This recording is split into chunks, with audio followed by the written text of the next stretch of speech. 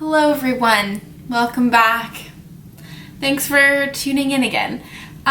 So today I'm going to be doing a video that I saw Tina from The Fancy Face do. She started this video idea and I'm just fully copying this idea from her. I will leave her original video linked down below if for whatever reason you have never heard of her. Go follow her. I've talked about her before on my channel. I absolutely love her videos. I think she has such a great channel and she does such a great job and I absolutely adore her. So go watch Tina's video, go subscribe to her, and I guess I'll tell you what the actual video is. I cannot actually remember what she specifically titled it as, but essentially it's brands that you don't really check for. Brands that come out with things and you really, it's off in the distance, you don't know about it, you don't really care about it, their products don't really intrigue you, that kind of a deal.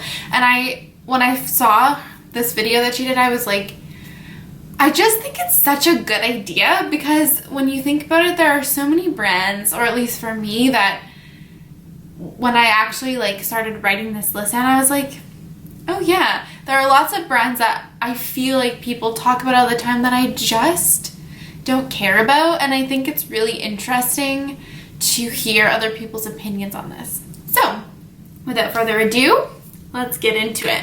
And this is also not to say that some of these there aren't some things from some of these brands that I like or that I'm interested in. Sometimes there's a few products that I'm like, oh yeah, this is good, or ooh, maybe I want to try that. But just overall, whether it's their branding, their packaging, just their product lineup in general, I just don't care, you know? And I'm just gonna scooch over a little bit and put their logo, maybe put some products that I'm, mentioning over on the side here. But the first brand that immediately came to mind for me was Benefit. I just don't care about them. I think it's number one, their packaging has always annoyed me. Their boxes, just stop. Even if it's just cardboard packaging, that part I don't care about. It's just so bulky and I just don't see the point. I just don't see the point. And I think that's one of the reasons that I'm just meh, I think that's just one of the reasons why I'm just why would I want to have a gigantic cardboard box in my drawer? I do love their cookie highlighter. I've talked about that before, but that's honestly that might be the only Benefit products that I own, and that's the only Benefit product that I've ever really been interested in. Their packaging generally leans toward more cutesy, almost gimmicky type deal, and I just am not interested in that. I don't care about it. And something has always really rubbed me the wrong way about their lack of inclusivity, particularly how they've had the one shade of Hoola bronzer for so long, and then they came out with a lighter version, and then they kind of came out with a deeper version, but not really. And I just don't check for Benefit. They release products, it's cool, never interests me. I don't care about them, to be honest. And the next, I feel the first three brands that I have to talk about are pretty similar to one another, or at least they are in my mind. And the next brand is Tarte. And I just feel Tarte caters towards a demographic that's not me.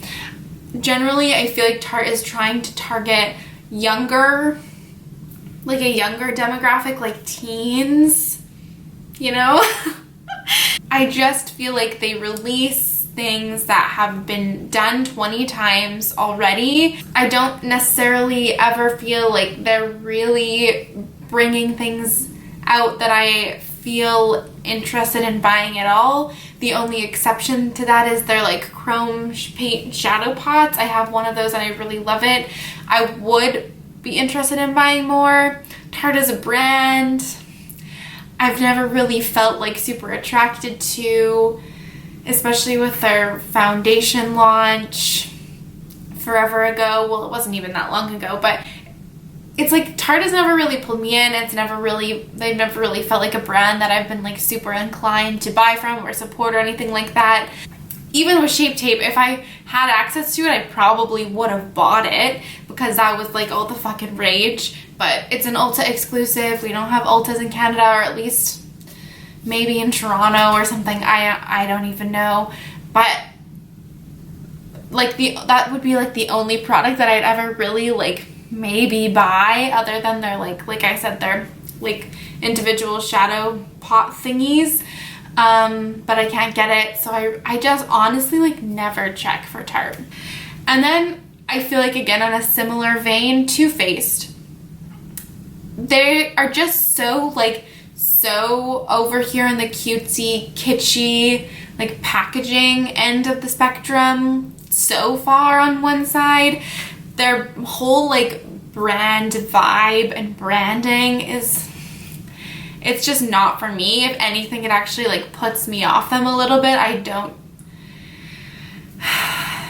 don't care. Like I genuinely feel like Too Faced launches things, I'm like, cool. It's the same like warm toned eyeshadow palette, like 50 times over, cutesy packaging. It's just like, again, like nothing that I ever really feel like I need or want to buy. The only exception being their concealer, their Born This Way concealer, like the multi-use sculpting one. That's like probably one of my all-time favorite concealers ever. So that I do really like that product, but that's like the one exception.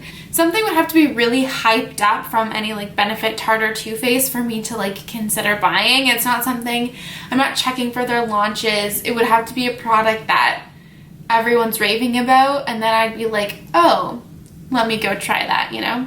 The next one, I actually, when I was making this list, or I was thinking about this the other day, I was like, oh yeah, Charlotte Tilbury. I feel like a lot of people talk about her products, and I have literally not a single desire to buy from her. Number one, her products are so fucking expensive. Like, actually so pricey that that's probably the first reason why she's not even on my radar. There's just nothing about her products or her brand that I'm really attracted to. A lot of her makeup is really dusty, really light. I can't imagine it would work on people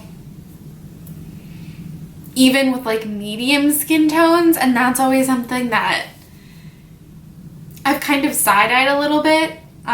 Even with her face palettes, like she brings out a single face palette of like light that works for like Caucasians, you know? And there's just like literally nothing about Charlotte Tilbury that interests me.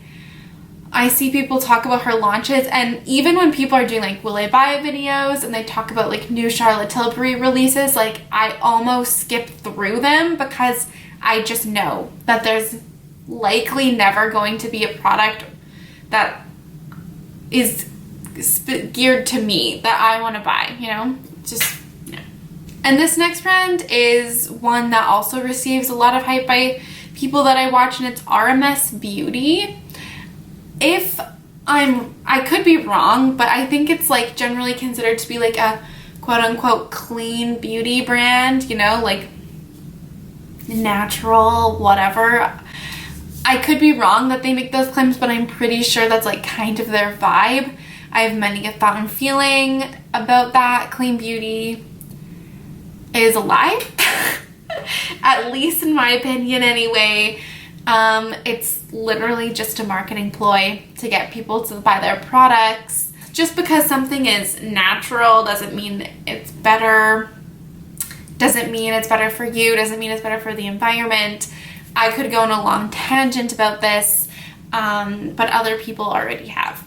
Anyway, RMS Beauty is like, I see a lot of cream products from them, like balm type things, like creamy, like balmy highlighters, like a really light coverage, like dewy concealer, just like things like that, and that is like so far off from anything that I'm looking for. I don't really like cream products at all. And the last thing that I'm going for is like a no makeup look. Their products are like the antithesis of what I want in makeup. That's not to say that they're like bad. It's geared toward a very specific person, makeup user, makeup wearer, and I'm just like the opposite end of the spectrum of that. And there's like, I just don't think they're a brand that I would ever buy from. I don't look into their launches. I don't care about them. I don't check for them. Now this next one is, okay, here's the thing. Don't attack me, okay? I have a reason, okay? I have a reason, and it's Pat McGrath. I know, okay? I know. I actually know how that sounds, but it's just because her products are so expensive. They're so expensive, and I'm just, because of that, I know there's like never going to be anything that I can really like feel comfortable buying. Anything that I would ever buy from Pat McGrath would be like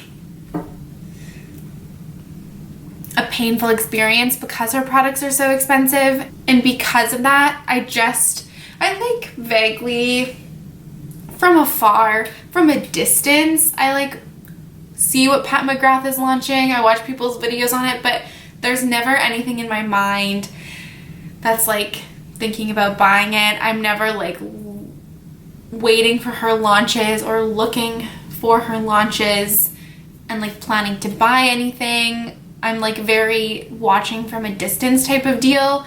Not to say her products don't look beautiful, not to say I'm bad. I'm sure they're absolutely amazing. It's just like so far out of my price range and out of my radar that I just don't check for her. It's like too bougie for me, you know? So don't hate me, okay? Like if I could afford to buy her makeup, I would. But it's just like $125, and I think that's American pricing for a 10-pan eyeshadow palette. It's just like a little bit too much for me to stomach. This next brand is kind of also like a brand that I don't check for, but also just a range of products in general that I don't check for, and it's Drunk Elephant. So first of all, what the fuck? How are their prices so expensive? I just don't understand. And I think in general, this is kind of a controversial opinion, a hot take if you will. I just believe that like really like exorbitantly priced skincare is a lie.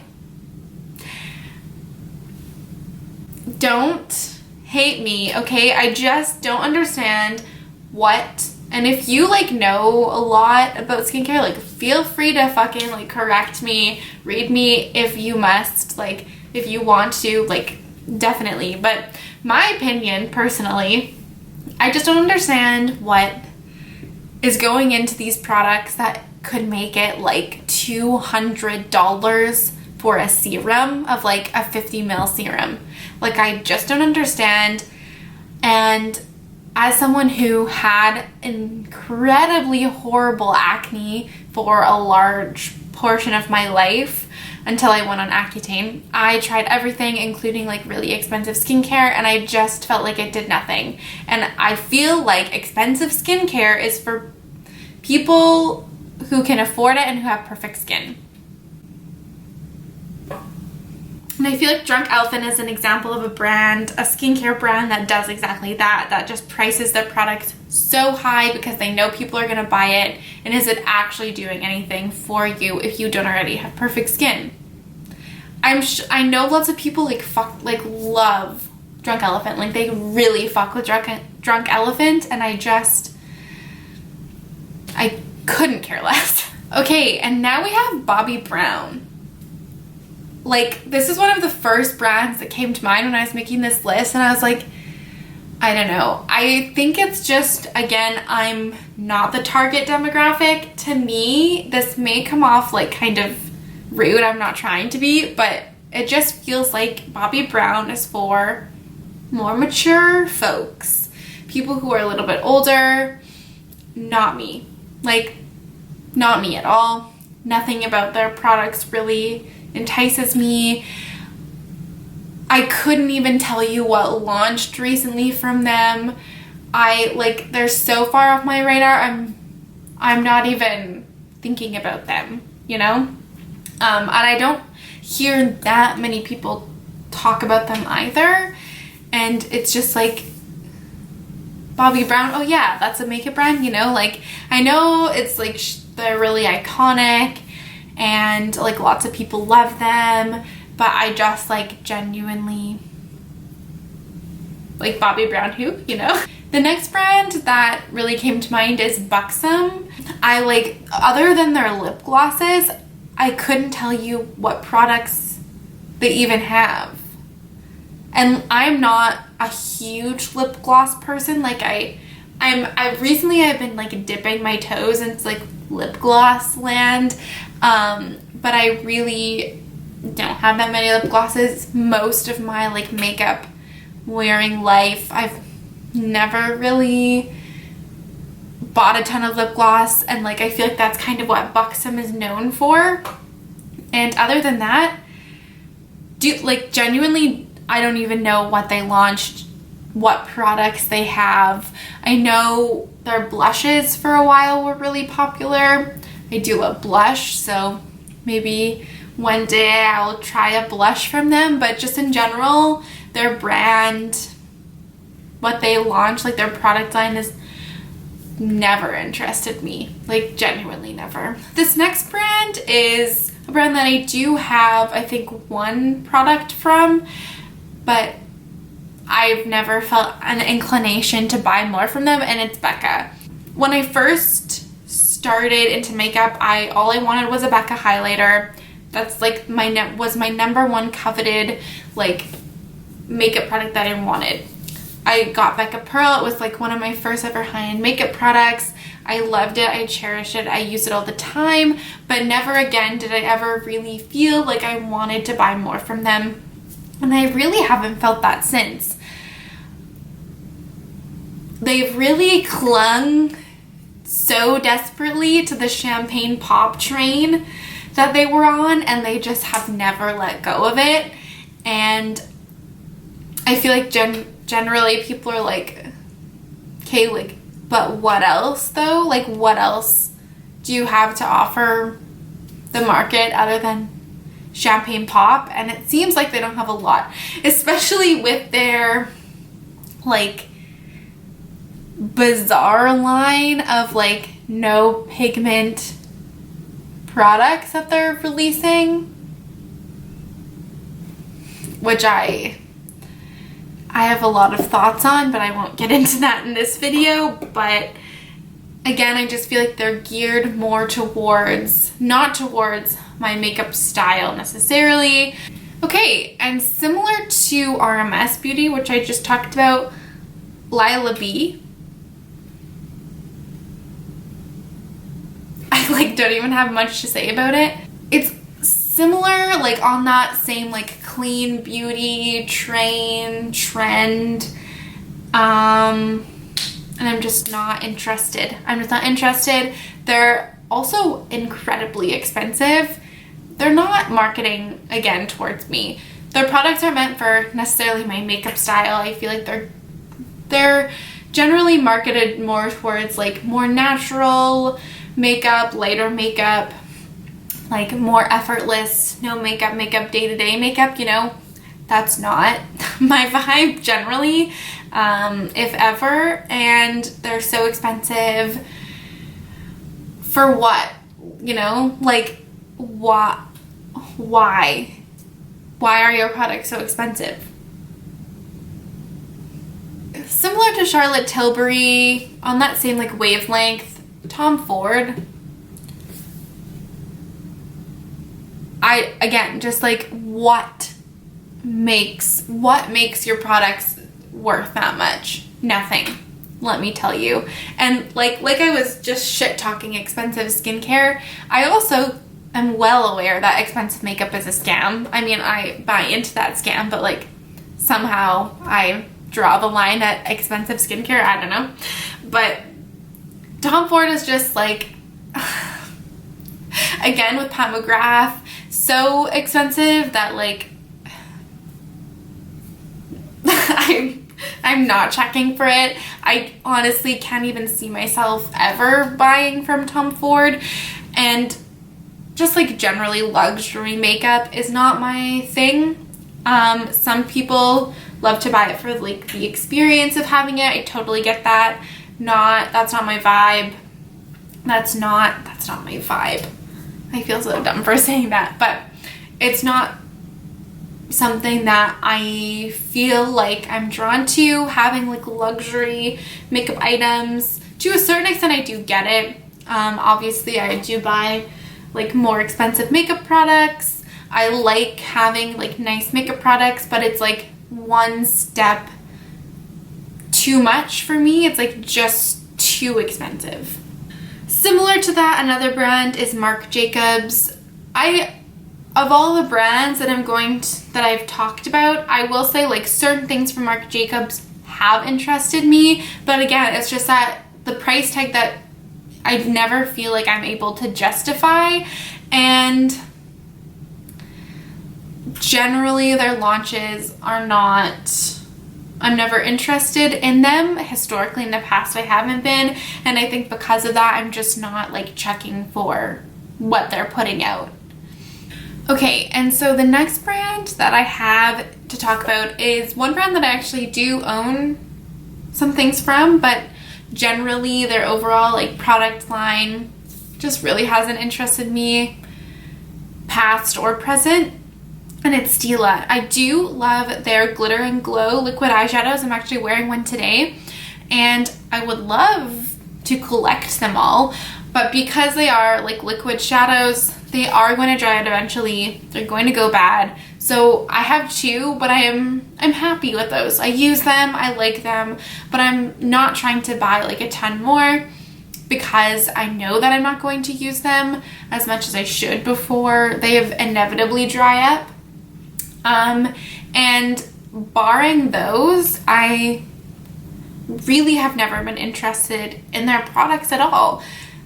I think that was like the one thing that they did that like kind of put them back on the map in terms of like the beauty world, but I just don't know what else they have that I would be interested in buying, and there's nothing that they've really released since those that I have been interested in buying either, and they're just like meh to me, honestly. And then the last brand that I have to talk about is kind of a random one, but I thought I'd throw it in here anyway, and it's the brand Pretty Vulgar. I honestly haven't really heard a ton of people talk about them outside of receiving them in BoxyCharm. I know that they're a brand that's in BoxyCharm, and I've seen people talk about them in their like BoxyCharm videos, but I honestly, other than I think maybe Lauren May Beauty, I think she's purchased, like she has some things from Pretty Vulgar that she likes, but I never hear anyone talk about them. I've really never been interested in their products. In terms of their like branding and their packaging and stuff, like I see what they're trying to do, and I think it's like cool and nice, but I'm not really attracted to it. They don't really have any products in their line that I'm like I'm really interested in, and they're not a brand that I ever look for or check for or even really think about. But I don't know why I just thought of this, but I was like, this is also a brand that I never look for or check for or think about. So Okay everyone, well that concludes this video. I actually had a lot of fun filming this and thinking about brands that I don't care about, I guess. But I would love to hear your thoughts. I would really love to know what brands you don't really check for, you know, brands that aren't really your vibe, what you think about them, what you think about the ones that I have talked about, whether maybe you really love them, for what reasons. I think this is just such an interesting discussion, and I feel like it's one that people don't really talk about as much. And apologies if I came off as a hater in this video. I generally have a bad attitude, and I think you know that if you watch my videos. So this probably will be nothing new to anyone who's watched a single one of my other videos before. But yeah, thank you so much for watching again, and I hope to see you next time. Bye!